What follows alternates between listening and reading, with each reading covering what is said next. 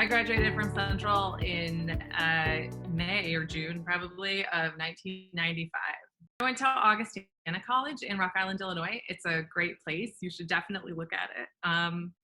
I loved it there because I did a lot of music and stuff like that in high school. And so I went there. I had both an academic scholarship and a music scholarship, and I could sort of do everything that I wanted to do at the same time. And that was basically the best part about it.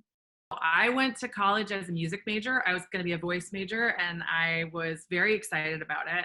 And after the first year, I was like, I don't know if I'm that excited about this. And I had taken a lot of AP science classes at CLC. And so I knew that I really liked science. And I thought, I'm going to see what it's like to take some science classes in college. I tested out of most of them. I didn't really need to do anything. But I signed up for a couple of 300 level biology classes in my second year, and I loved them. I went to see my microbiology professor, and I was like, man, this is the best class ever. I think I would even want to be a doctor if I could just take care of patients with infections. And she said, you can. Yes. So that made me think, maybe I got to look at this. And I thought things through, and I tried out some more science classes and decided I wanted to do something that was going to teach me as much as being a musician would challenge you.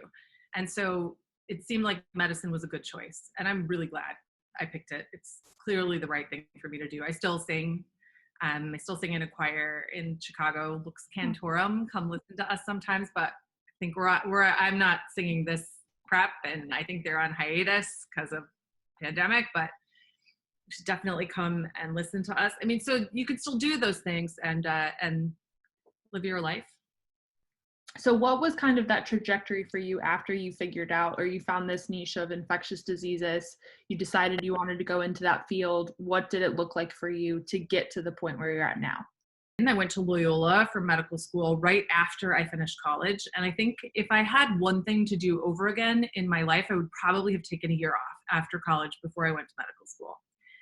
Because it was kind of like, once you get into medical school, it's a long haul, and there's a lot that happens after that, and your life kind of rushes by for a little while. I finished college, I had 5 weeks, and then I went to medical school. Wow. And it was great. And it was fabulous. It wasn't the same as being at Augustana, but it was medical school. The first couple of years, there were a lot of time spent in the classroom, learning a lot of biology, chemistry, physics, just mostly biology, and diseases and medicines and all the things you need to know. And then the third and fourth years you spend out in the hospital and in clinics taking care of patients, learning how to take care of patients. And I loved it. I loved everything about taking care of patients. It was so great. And I really loved and really wanted to do more work. I thought that things worked in hospitals much more sort of perfectly than they do. I thought that everything was streamlined and good and awesome and it's not. It's there's a lot of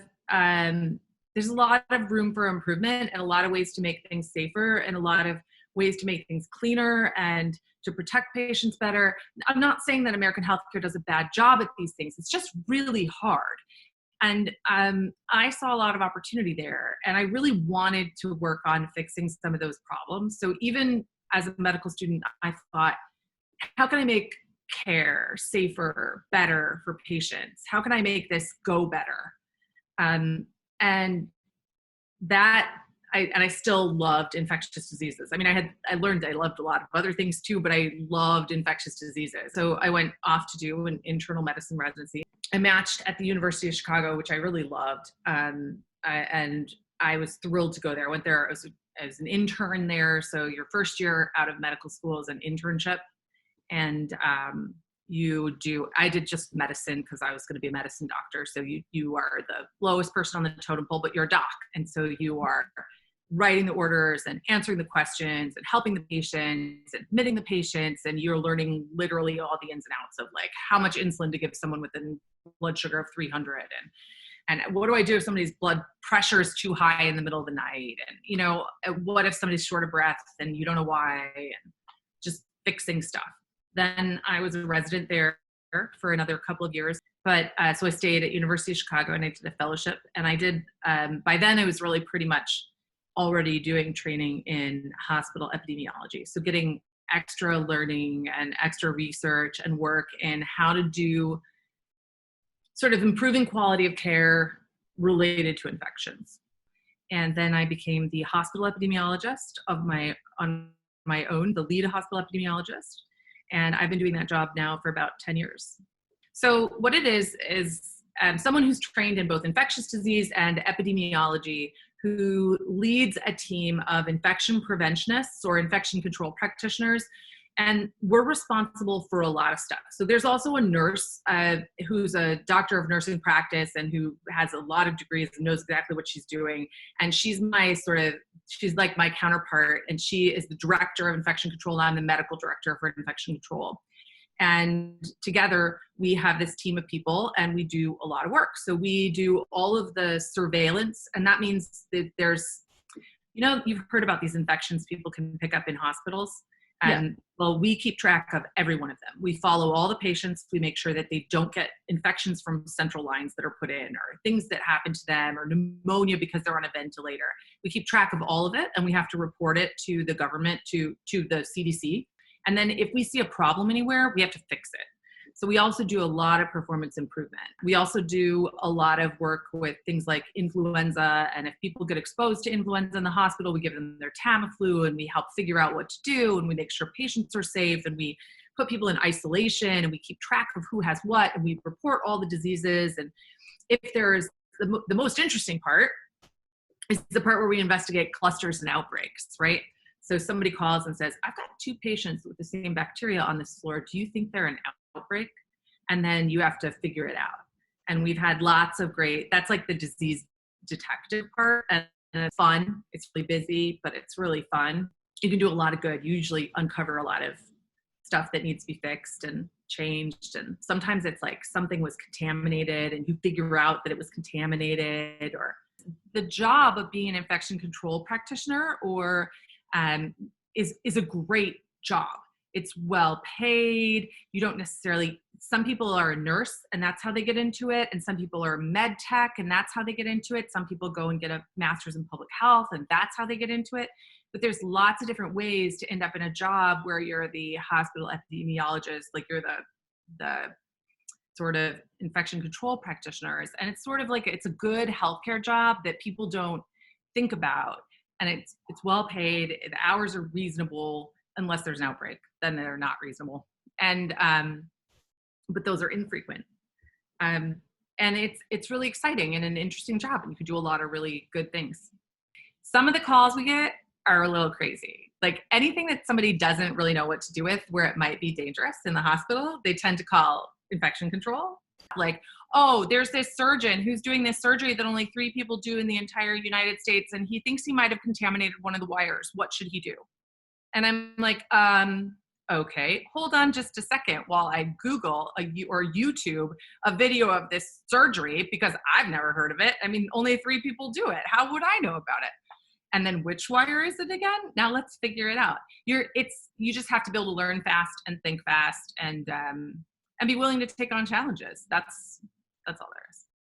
What advice do you have to them for kind of chasing their passion? Maybe they're going to be a music major who has this incredible interest in medicine and their path changes. What would you advise them to do, a senior or a freshman, as they're moving towards kind of the next stage of their life or thinking about what they might want to do career-wise? Well, I'll tell you this, life is weird, right? I thought for sure I was going to be a musician when I was in high school. And I wanted to be a musician. I was committed to being a musician. And then I decided I didn't want to be that anymore. And I'm super happy with what I am now. But I'll tell you this, I never wanted to do a respiratory virus pandemic. I was fine with Ebola. I was good with all the other things. I love my job and I hated the idea of this. And I still hate it.